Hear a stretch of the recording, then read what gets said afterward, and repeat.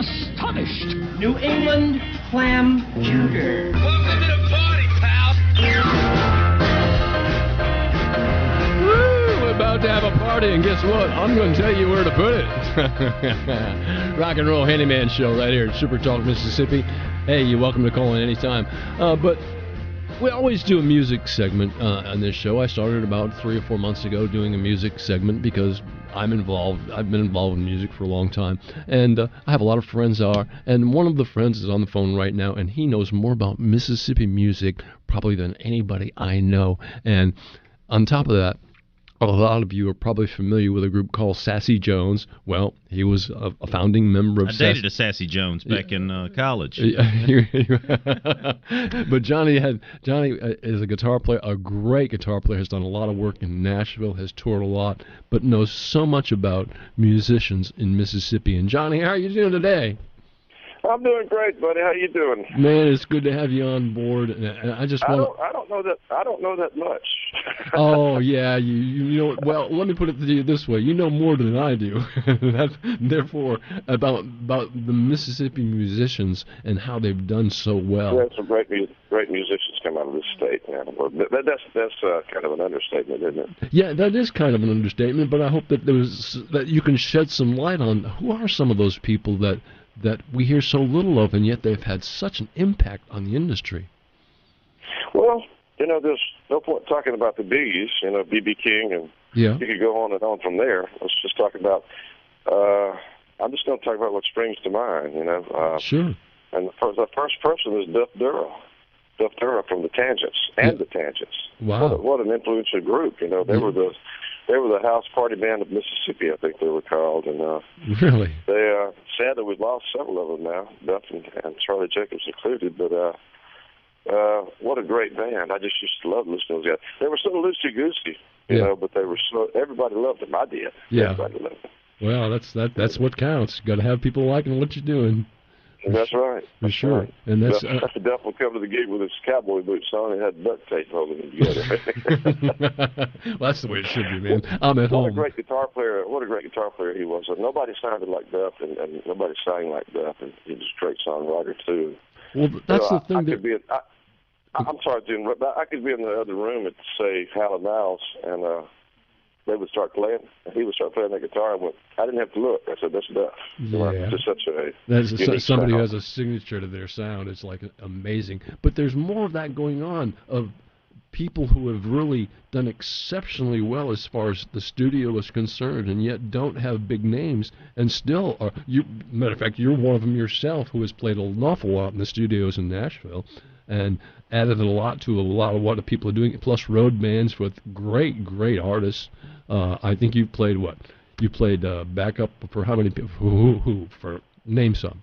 Well, mainly for Mark Gray, I would say, and what a great singer. He's from this area where I live. I think this family's kind of spread out around Edwards and gosh, I can't think of the little towns around here now. Right. But Learned and those little towns, but he just went on to become a big star in the 80s. He wrote those great hits for Alabama. He was a great songwriter at first, but he could sing them better than they could, Wow. But he got his own record deal and had the first long play video, I guess. It was about 10 minutes long. It was like a little mini movie. Huh. It's called Left Side of the Bed. You can find it on YouTube. Left Side of the Bed, Mark Gray. And, it's pretty interesting. It looks like when it first starts off, it looks like you're going to watch a movie. Wow, that's amazing. You have to check it out. I played with him, and we opened up for everybody. He headlined sometimes, and we opened up for everybody back then. Yeah. Whoever was hot, Reba McEntire and George Jones and whoever, But then he would headline sometimes. In fact, I played with him at the June Jam, Alabama's June Jam in 1987. Whoa. Ooh, that's a long time ago. Well, Johnny, you and I are not spring chickens anymore. No, not hardly. but we're not going to talk about that. We don't want to spend a whole lot of time on it. As long as the people think that we are, it's okay. Yeah. Why'd you have to bring that up? Anyway. Really? I don't know. That's because I bring up everything. But Johnny, you yourself, you're I mean, I don't want to put you on the spot or anything, but you're just such a great guitar player as far as I'm concerned, because you really understand the instrument very well, and when you're playing, it's like a part of you, and that's what a true musician is. It's like the instrument actually is presenting a part of their personality to you, and that's what you do, and you do it so well. Yeah, I appreciate that. You know, not that I'm comparing myself to Dwayne Allman in the least, but he said something that I thought was interesting a long, long time ago, and I read an interview, and he said, I want to get to the point where I don't think about it. I have invisible strings going from my brain down to my fingers straight to the guitar. Isn't that amazing? I thought, well, that's an interesting way to put it, you know, and I you know, little things like that you hear and read and absorb, you know, you kind of get that, you kind of take it to heart. You know, I sort of heard the same thing about Eric Clapton, about how a lot of people will play, and there's what happens in your fingers goes through your brain and comes out that way, but it never hits his brain. It goes from his fingers to his heart, and he plays that way. And it's all. I find myself doing this sometimes when I'm playing. If I just forget about it and just let my I don't know. You kind of sink back into it and let your fingers do the talking, I guess. You know, and one of you don't really have to think about what you're going to play. You just kind of. One of you and my good friends were talking about that just yesterday. About "Good Time Charlie's Got the Blues." That song, that lick, that's got a lick in it that I used to play all the time, and to play it and to sing it is a little bit of a challenge. But you almost get to the point where you're playing that lick almost unconsciously. You're not even thinking about it, and you're thinking about the power of the vocal, and that's where everything, and then that's when it really starts happening.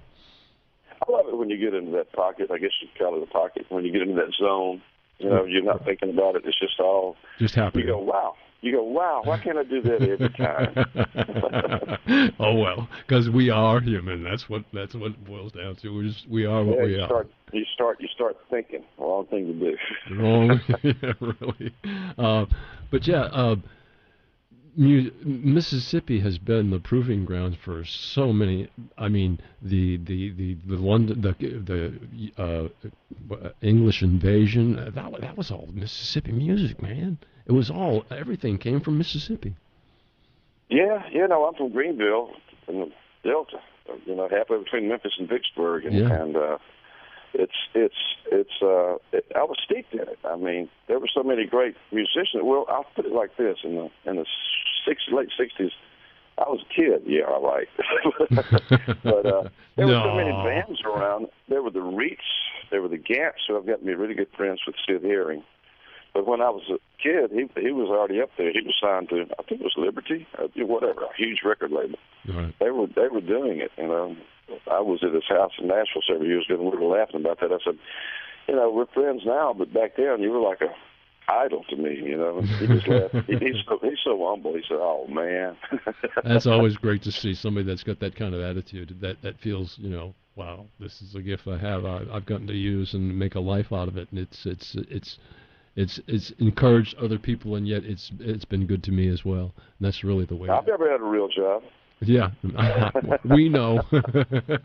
We know. We're envious too. I made a decision when I played with B.J. Thomas when I was 18 and 19, and he was such a great guy, and he still is. I saw him about 9 or 10 years ago. We had a good visit, but he was such a great guy. But I just made a decision. You know, when he really took off. He was on Ed Sullivan. I don't know if anybody remembers that, but he was on Ed Sullivan the next month, and I didn't see him again for a long, long time. But I was back in Greenville trying to figure out what I was going to do. You know? And my dad said, "I'm really proud of you. You know, you've done great. Why don't you go back to college and find something just in case to fall back on?" And I said, "Dad, if I do something else, if I learn how to do something else, I'll wind up doing that. So I'm not going to learn how to do anything. I'm going to play music." How you say, there ain't no falling back, Dad? There's no plan B. This is it. This has got to work. And it did. And for you, it has really well. And people still enjoy going to hear you play. And you play around Mississippi all over the place. Matter of fact, I saw your calendar this morning on Facebook. Where you're going to be in different places that you play at, and always a treat to come hear you play. Always enjoy doing that, and it's fun. I've turned into a little bit more of a singer of songs these days. For one thing, Had a little mishap several years ago, and my left hand still works, but the really intricate stuff that I used to do, this just pulled a group out of the air. We used to do a lot of Steely Dan. You know, we had our own songs out with Sassy Jones. I think I heard somebody mention Dallas a minute ago. That was got a lot of radio play, as did, we had a song called I Ain't Ready for That. It's still on YouTube. Yeah. But the real intricate stuff, my fingers won't quite do that because of my little mishap, you know, and but I can still play. I can still play with, I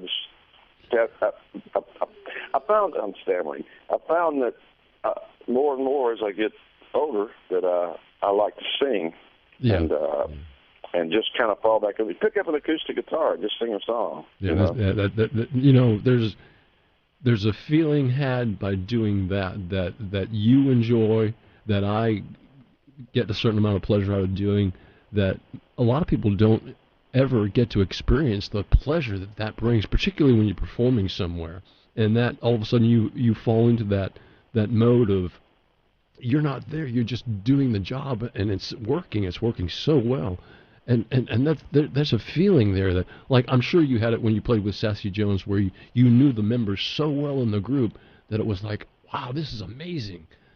We're communicating. Yeah, you know, that group, there were several versions of the group, but all of them were good. Yeah. All the guys we got through the band through the years, because somebody would come and go, but our let's just talk about our original, the core of the band. It was me and my best friend George Allen on bass from Greenville. Oh, what a great bass player! What a great friend he was. Right. And Bill Bowell, what a singer. Let me tell you a story real quick. There's an understatement right there. Yeah, didn't it really? Back in the Mississippi Rain days, before Sassy Jones, we had Sunday afternoon jams at B.J. Thomas's nightclub here in Jackson. And all groups from all over the state would come in. And I saw this group from Kosciuszko, and I saw this little, I wasn't little, but a young singer behind the conga singing. I picked him out. I said, who is that? He was killing me. It was Bill Bowell. Oh, my word. So, of course, I was destined to work with him for 20 years, 15 years anyway.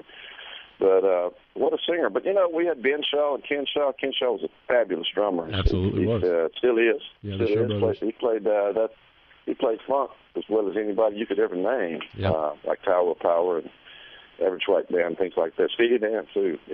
Unbelievable drummer. And Ben Shaw, another great voice. We had great voices in the band. I didn't even hardly sing. No need to. Yeah. And it wasn't until after Sassy Jones broke up that I said, well, I guess I'm going to sing. But you could play, Johnny.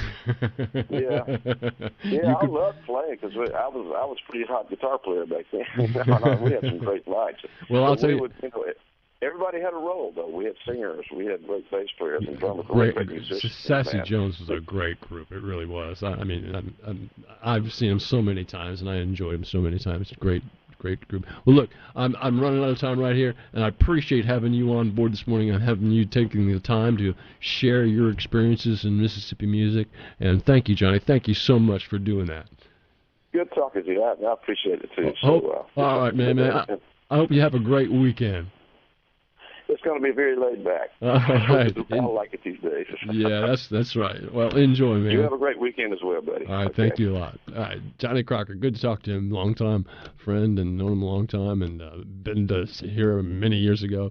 And that's the music segment for today. You wouldn't believe that this is a handyman show, but we try and do a music segment every weekend, and we get something on board. And they usually don't run this long, but when you get somebody special on board, it's fun to talk to them. So I hope that some people really enjoyed being a part of what we're doing here on the Handyman Show. All right, let me take a minute and tell you about Atlas Foundation. Atlas Foundation, one of the better foundation companies around. If you need anything done to your foundation at all, like it's not level or things aren't squared away, Atlas Foundation.